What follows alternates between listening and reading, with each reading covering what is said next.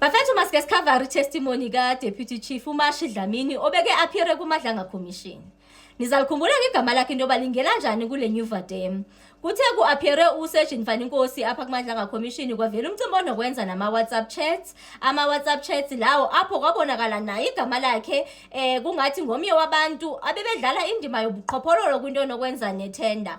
Nakhona ke nalapho kwakuthethe khona ngomcimbi onokwenza nama-companies ayi-7 apho kwabonakala kuvela khona negama lika-CIC uJuju wayena self uMashi wabonakala ingathi ngomnye wabantu beke sithi makuverify into yoba la magama lana asuka ingathi kwi-EFF ko-CIC kukhona nento kwezo conversations ezo zifaka yena uSearch Mfaninkosi plus uCFO ke so uza ke ngoku ezothetha phansi kwento ezifana izithole ezifana nezo hayi uthe efika nje sachazelwa into yoba yakazi uthatha thuba yena uzawutshayisa early I think around 12 because I think beke namanje ama-commitments but kwathiwa uzaphinda abuye akazi ugqiba uzaphinde abuye ayithathile nje oath like everybody else ayibeza nje nathi kahle kwavela umcimbi onokwenza nento yoba kwi-precautionary suspension zazama uku-understand i-commissioners into yoba okay kuze njani so according to yena wathi xa kebona into yoba igama lakhe selivelile apha because imajority yabantu abajokene nezitsholo basuspendiwe ne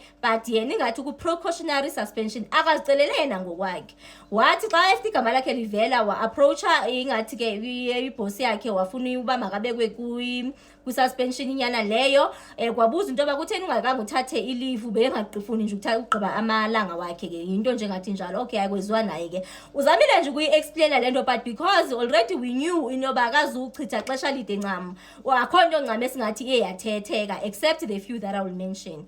Kuziwa naye into yoba okay ithini umcimbi wakho yeyiphi ngabe indima ngabe uyidlalile uyayibona into yoba according to yena ufuna nje ukuzenza uhada okanye ungahadi into yoba akazincami yena yonke lo mrube okanye le nto ibidlalwa apha but ke because naye he was part and parcel ngoba kukhona naye apho kwayena self ebonakale kungumuntu obekethethisana noSearch Nkosi kwamele into yoba makeze azophendula ungena njalo yena into akayimentionile into yoba ubonakala yena ingathi unobuhlobo nje obuqinile noSearch Mfaninkosi ndithetha ngebrother ukubone ibrotherhood ngile so ubuhlobo babo njayo ubuhlobo bungathi bukude ubuhlobo nje obusondele baclose kakhulu leyo into uchilo ngaphezulu ke ngokuphansi kwalamcimbi weza icompany eziyi7 xa kungenwa kuzo ucacise into yoba ingathi wayevizithelwe ngabantu abafika bazenza ingathi bazi-impersonator ngongathi barepresenta i-EFF kwavela lento nokwenza namagama abantu ababini Umuzi noSipho yena akathi ebazela ingathi kwiside lento nokwenza neANC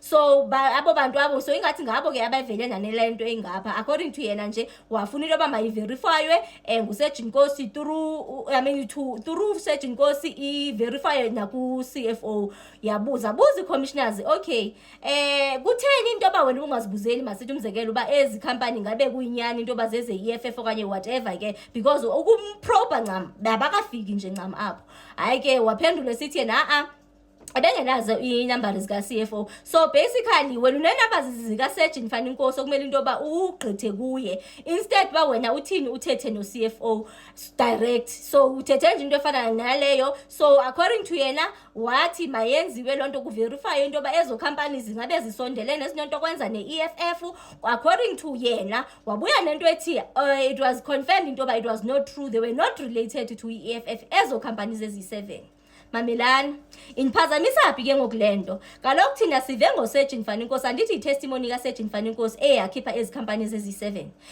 ithi lento uSearch Nkosi makahambe ayo verify ezi companies ezi uba ngaba zinokwenza ne-EFF nama confirm ukuverify ku-CIC Juju icho into but ngoku kutheni uSearch Mfaninkosi ezayishiya ihanging le ndaba why uSearch Nkosi engakange atsho uba hayi kwathiwa mandiverifye then ndaverifya ndayiconfirma into yakhona into yoba no it's not true ezi company azikho linked ne-EFF ofuthi thina into akashiye nayo uSearch Nkosi usashiye nalantu ba kune-companies ezilinkwa to i-EFF okanye kuJuju CIC into engathi njalo so uba ngaba ikwangulo the very same Search Mfaninkosi okwathiwa makahambe ayoverifya no-CFO then kuverify yena no-CIC kutheni uSearch Nkosi engakangayithethe nje into efana nale imphazamishe nje xa ifika apho ke hayi ke ikhona nje ubudlelwano ngathi bu-outside umzekelo apha nje kusebenzeleni ugovernment bungapha kuma-brotherhoods. And then ke ngoku umcimbi onokwenzana the Ruthless Taxi Boss umswazi, hayi umswazi ubonakala njengathi yena beke ngutata wabo, ikhona nje into evelile njalo. Kunelinye igama omnye umuntu beke kubonakala ingathi beke dlala ifather, beke yi-father figure, akasabe ukubiza igama, wathi to protect ifamily ucela belo gama angalibizi. Hey, iyaduya isanda lento yoba abantu beze kumadlanga bosakubizana namagama abantu. So wathi ucela bangalibizi, alibhale phansi just to protect the family. Hayi ke kwathiwa into yoba makayiprotect ifamily. Hayi bafethu kukhona nalapho even u-evidence leader wamcenga khona waze wambiza kamnandi madoda uDlamini, wathi hayi sibakhulu ndicela into yoba apha nje asifuni into yoba uvele ngongathi ufuna nje into yoba indlela kathethe ngayo ufuna nje into yoba kube ngathi commissioners nje uzithela ngenkungu emehlweni. Hayi kha kuhambe nje uyoyicinga noba xa ubuya ubuye nezinye nje impendulo. Zikhona nje izinto ethe xa ke zithetha yena uMashi zabonakala nje zingamake sense ncam. Kuthethwa imicimbi onokwenzana noJuda, khona nabanye ke abarefera ngoba ngoJuda. Most ngoJuda Skaro xa kuthiwa umuntu liJuda, either xa kuthi uyiJuda siyawazi amaJuda mos into yoba ngabantu abathanda imali. If not that that other times uzawurefera emntwini oliJuda ngumuntu oyibetrayer ukubone. But ke according to yena it meant the total opposite. Hayi uvakala u-evidence lead embiza kamnandi esithi hayi sibalikhulu ndicela into yoba nje khawuke nje uhambe uyozicinga uthi wakubuya xa ubuya ubuye usiphathele esinye istory. In short nje bekezama nje ukusichazela uba le nto sixelela yona hayi inganekwana ngawubuye nje nesinye istory.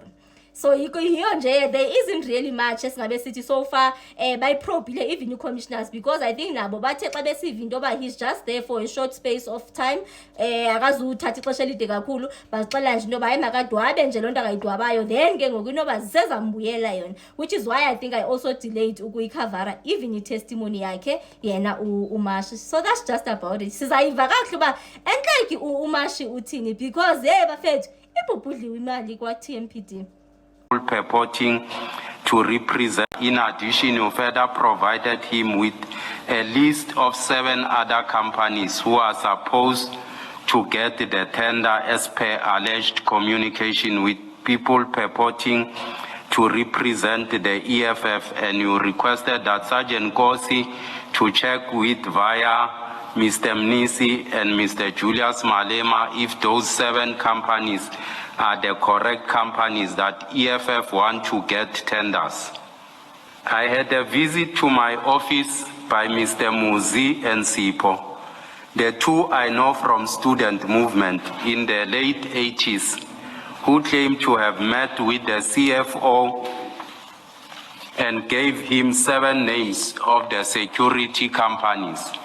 I then requested Sergeant Nkosi to verify with the CFO the story, and only to discover that it was not true. Not probing at this stage, but can you explain why you did this via Sergeant Nkosi and not inquire directly from the CFO?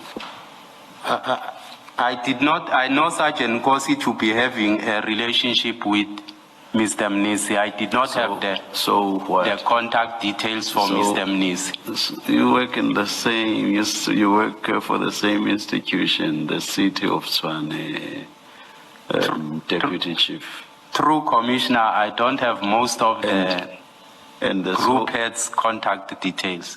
Yes. All right, thank you.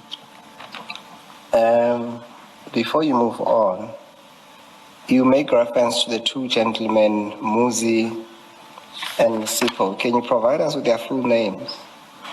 I know Muzi as Muzi Mazibugo, but Sipo, I don't know his surname.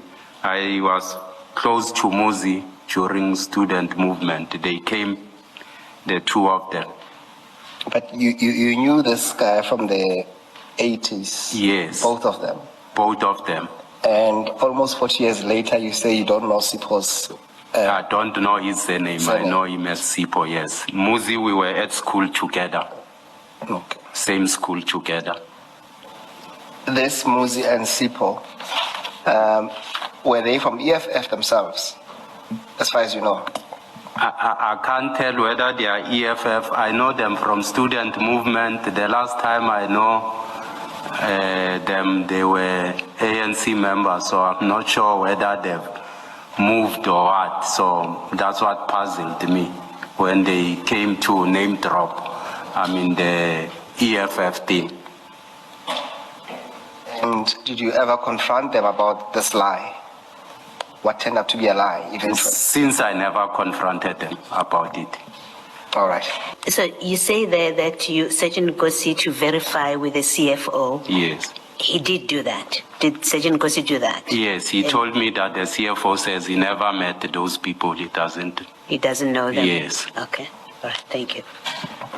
So, sorry, just to piggyback on that question, is it about the people not knowing that they are from EFF, or is it the companies? What is it that he didn't know? They claim to be, representing, the EFF, those people, to say these are bidders that they want to pursue. But I know that, within the city, I don't engage with politicians and so forth for reasons best known to me, so much as I was puzzled in that regard. Okay, we will have to park this for now because I think the chats say something different, but let's park it for now.